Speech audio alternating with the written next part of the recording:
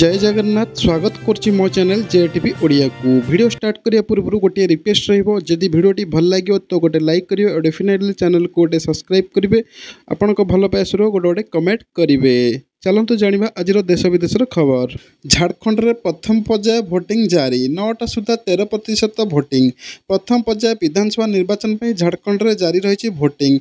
81 आसन मध्यरु आज प्रथम पर्याय मोट 683 जन प्रार्थी मैदान रही। तेबे भारतीय निर्वाचन आयोग तथ्य अनुसार पूर्वाह्न 9टा सुधा प्राय 13% भोटिंग होईची।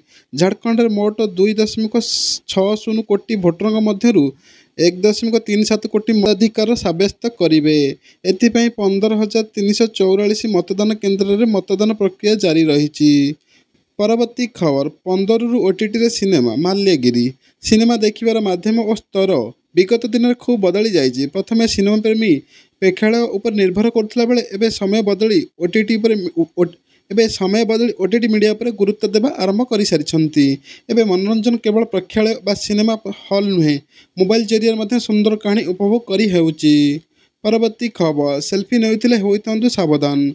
साइबर ठकेर नुआ मामला प्रतिदिन सामना को आसुची। एपरी लोक दीर्घ दिन संचय लुटिक नेउछंती।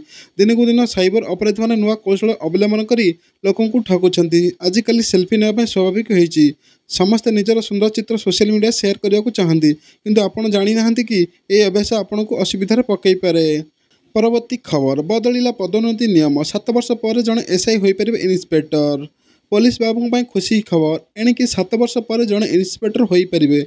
पदोन्नति को 10 रु 7 वर्ष खसा जाइछि राज्य सरकार द्वारा। एने गृह विभाग पक्ष विभक्ति जारी करा जाइछि। तेबे पूर्व नियम अनुसार 10 वर्ष पर जड़े एसआई इन्स्पेक्टर होइथिले केवल तेबे 7 वर्ष पर इन्स्पेक्टर हो पारे बोली विभक्ति प्रकाश पाइछि। चलित वर्ष यह नियम कार्यकारी हेबो।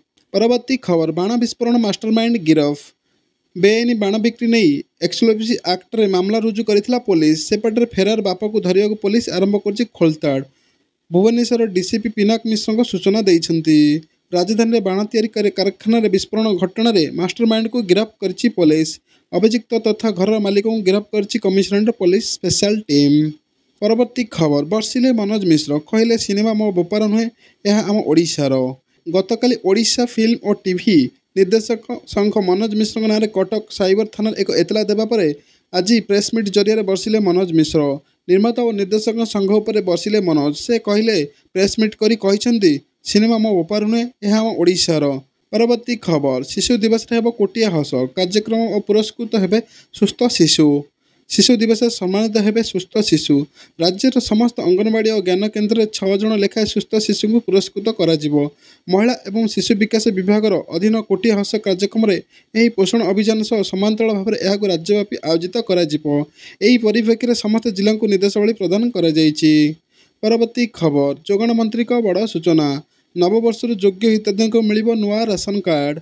राशन कार्ड आवेदन बड़ खबर। नववर्षर समस्त योग्य हिताधिकारी को मिलिबो नुआ राशन कार्ड। से नवेम्बर मास सुधा केवाईसी जांच करा जिवो। आवेदनकारी मध्य 16 लाख रु अधिक अयोग्य हिताधिकारी चिन्हट कर जोगाण मंत्री कृष्णचंद्र पात्र सूचना देइछंती। प्रकाश थाउ कि केवाईसी पंजीकरण सरिया पर खाउटी को नुआ राशन कार्ड बंटा जिवो। पाखापाखि 3 कोटी लोकों को केवाईसी पंजीकरण हेबो। एही प्रक्रिया जांच पर अयोग्य कार्डधारी को हटा जिवो। केवल योग्य खाउटी बाछि सेमानकु नुआ राशन कार्ड मिलिबो। परवर्ती खबर सुभद्रा टंका पाई नथिबा महिला को यह कहले उपमुख्यमंत्री। आपण सुभद्रा टंका पाई नाहंती कि एजाए सुभद्रा टंका पाई नथिबा महिला मानकु उपमुख्यमंत्री प्रभाती परिड़ा किछि टिप्स देइछंती। हिताधिकारी को श्रीमती परिड़ा कहिछंती गोटे अकाउंट सह गोटे मोबाइल नंबर लिंक करने से परामर्श देइछंती। प्राय 5 लाख आवेदन कर बैंक सह लिंक होइनी। बैंक अकाउंट आधार मोबाइल नंबर मध्य समन्वय नहीं। जहाँ 2-3टी अकाउंट रही यही समस्या रोचे।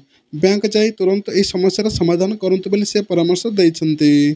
परवर्ती खबर चलिबनी सरकार को मनमानी। बुलडोजर घटना रे सुप्रीमकोर्ट टाणिले लक्ष्मण रेखा। पहले सरकार बलर प्रयोग कर दुरुपयोग करुछंती। बुलडोजर एक्शन को निषिद्ध कर सर्वोच्च न्यायालय। सुप्रीमकोर्ट को यही आदेश कौन राज्य नुहे बरम समग्र देश। सुप्रीमकोर्ट कहते दोषी कि अपराधिक अमल अभियुक्त घर कौन आधार भंगा जीवनी। जस्टिस गवाई और कवि प्रदीप ଏକ କବିତାକୁ ଉଦ୍ଧୃତ କରି ସେ କହିଛନ୍ତି ଯେ ଘର ହେଉଛି ଏକ ସ୍ୱପ୍ନ ଯାହା କେବେ ଭାଙ୍ଗିପାରିବେ ନାହିଁ। ବିଚାରପତି ଆହୁରି ମଧ୍ୟ କହିଛନ୍ତି ଯେ ଅପରାଧୀର ଦଣ୍ଡ ଘର ଭାଙ୍ଗିବା ନୁହେଁ।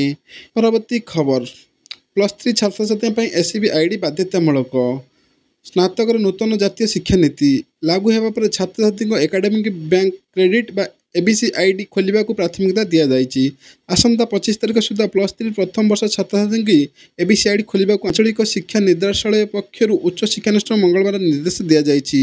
ସରଳ ଭାବରେ ରାଜ୍ୟରେ ଏବିସି ଲାଗୁ କରିବାକୁ ଗୁରୁତ୍ୱପୂର୍ଣ୍ଣ ଓ ବାଧ୍ୟତାମୂଳକ ବୋଲି ଦର୍ଶାଯାଇଛି।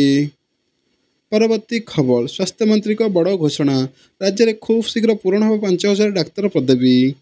5000 ଡାକ୍ତର ପଦବୀ ପୂରଣ ପାଇଁ ମୟୂରଭଞ୍ଜ ଜିଲ୍ଲା ଗସ୍ତରେ ସ୍ୱାସ୍ଥ୍ୟମନ୍ତ୍ରୀ ମୁକେଶ ମହାଲିକ ଏହି ସୂଚନା ଦେଇଛନ୍ତି। ଏହାସହ 3000 ପାରାମେଡିକାଲ ଷ୍ଟାଫ୍ ପଦବୀ ପୂରଣ କରାଯିବ ବୋଲି ସେ ମଧ୍ୟ କହିଛନ୍ତି। ସୂଚନାଯୋଗ୍ୟ ମୟୂରଭଞ୍ଜ ଜିଲ୍ଲା ଗସ୍ତରେ ମୁକେଶ ମହାଲିକ ଏହି ସୂଚନା ଦେଇଛନ୍ତି। ବାରିପଦା ଯିବା ରାସ୍ତାରେ ଟଙ୍ଗାବାଲିଠାରେ ତାଙ୍କୁ ଯଶୀପୁର ବିଧାୟକ ତଥା ଜଙ୍ଗଲ ପରିବେଶ ମନ୍ତ୍ରୀ ରାମସିଂ ଖୁଣ୍ଟିଆ ଏବଂ ଦଳୀୟ କର୍ତ୍ତାମାନେ ସ୍ୱାଗତ କରି ଯଶୀପୁର ମେଡିକାଲକୁ ଆଣିଥିଲେ। ସେଠାରେ ସ୍ୱାସ୍ଥ୍ୟମନ୍ତ୍ରୀ ଏହି ଘୋଷଣା କରିଥିଲେ। ପରବର୍ତ୍ତୀ ଖବର ଭୋଟ ଦେଲେ ରାଜ୍ୟପାଳ ଝାଡ଼ଖଣ୍ଡରେ ଏବେ ଚାଲିଛି ଇଲେକ୍ସନ୍।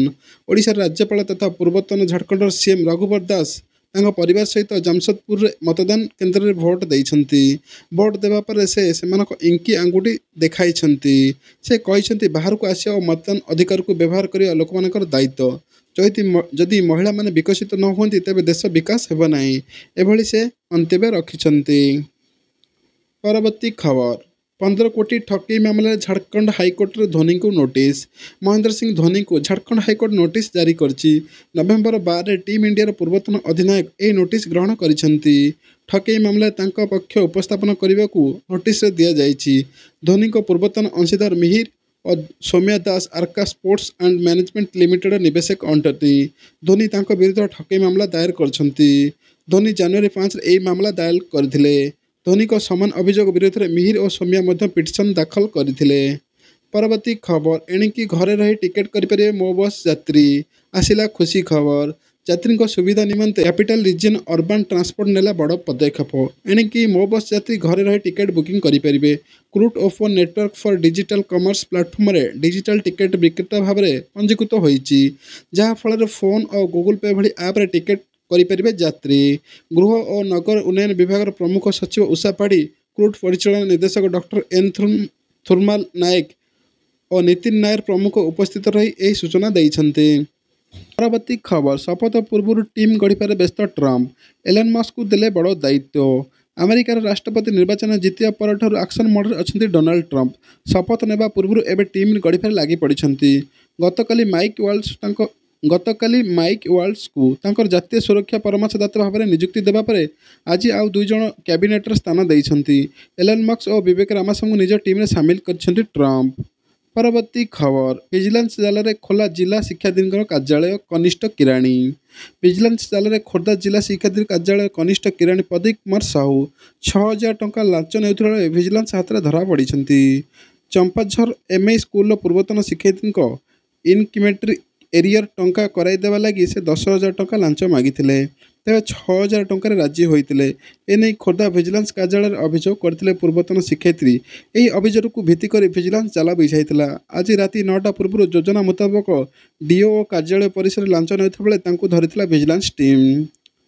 ପରବର୍ତ୍ତୀ ଖବର ପ୍ରେମିକ ସହ ମିଶି ଆୟକର ଅଧିକାରୀଙ୍କ ଘର ଲୁଟ୍ କଲା ଗୃହ ସହାୟିକା।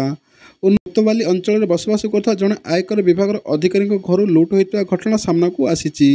ଏହି ଘଟଣାର ଯାଞ୍ଚ କରି ପୁଲିସ 3 ଜଣଙ୍କୁ ଲୁଟେରାକୁ ଗିରଫ କରିଛି। ଗିରଫ ସମୟରେ ଲୁଟେରାମାନେ ପୁଲିସ କବଳରୁ ଚମ୍ପଟ ମାରିବାକୁ ଉଦ୍ୟମ କରୁଥିବା ବେଳେ ପୁଲିସ ଗୁଳିର ଶିକାର ହୋଇଥିଲେ। ପରବର୍ତ୍ତୀ ଖବର ମଦ୍ୟପ ଓ ଦମ୍ପତିଙ୍କ ଭିତରେ ହାଇଡ୍ରାମା ମେଟ୍ରୋରେ ଯାତ୍ରୀ ହେଲେ ଦର୍ଶକ। ଦିଲ୍ଲୀ ମେଟ୍ରୋରେ ଏକ ଅଜବ ଘଟଣା ସାମ୍ନାକୁ ଆସିଛି ଯାହାର ଭିଡ଼ିଓ ସୋସିଆଲ ମିଡ଼ିଆରେ ଘୁରେଇ ବୁଲୁଛି। ଏକ ଦମ୍ପତି ଓ ମଦ୍ୟପ ଯୁବକ ମଧ୍ୟରେ ଏକ ବିବାଦ ହୋଇଥିଲା। ମେଟ୍ରୋ ଯାତ୍ରୀ ଆଶ୍ଚର୍ଯ୍ୟ ହୋଇଯାଇଥିଲେ। ଭିଡ଼ରେ ଠିଆ ହୋଇ 2 ଜଣ ଯୁବକ ଝଗଡ଼ା କରୁଥିଲେ। କୌଣସି ଫିଲ୍ମର ଆକ୍ସନ୍ ଠାରୁ କମ୍ ନ ହୋଇଥିଲା। ପରବର୍ତ୍ତୀ ଖବର ବଙ୍ଗୋପସାଗରରେ ପୁଣି ସକ୍ରିୟ ହେଉଛି ଲଘୁଚାପ କିଛି ଜିଲ୍ଲାରେ ହାଲୁକା ଓ ବର୍ଷା ସମ୍ଭାବନା। ଏହାର ପ୍ରଭାବ ଦକ୍ଷିଣ ଭାରତରେ ବର୍ଷା ଲାଗି ରହିଛି। ତେବେ ଲଘୁଚାପର ପ୍ରଭାବ ଓଡ଼ିଶାରେ ବିଶେଷ ଭାବେ ନ ପଡ଼ିପାରେ। ଭୁବନେଶ୍ୱର ଆଞ୍ଚଳିକ ପାଣିପାଗ ବିଭାଗରୁ ଏହି ପୂର୍ବାନୁମାନ କରାଯାଇଛି। ବାଦଲ ସହ ମେଘାଚ୍ଛନ୍ନ ରହିବ ଓ ବଙ୍ଗୋପସାଗରରେ ଲଘୁଚାପ ସମ୍ପର୍କରେ ସୂଚନା ଦେଇ ଭୁବନେଶ୍ୱର ଆଞ୍ଚଳିକ ପାଣିପାଗ ବିଭାଗ ନିର୍ଦ୍ଦେଶକ ମନୋରମା ମହାନ୍ତି ଏ ବିଷୟରେ କହିଛନ୍ତି। यही थिला आज दिन जाकर छोट बड़ खबर। जदि भिडियोटी भल लगी तो लाइक करेंगे और डेफिनेटली चैनल को गोटे शेयर और सब्सक्राइब करेंगे। जय जगन्नाथ।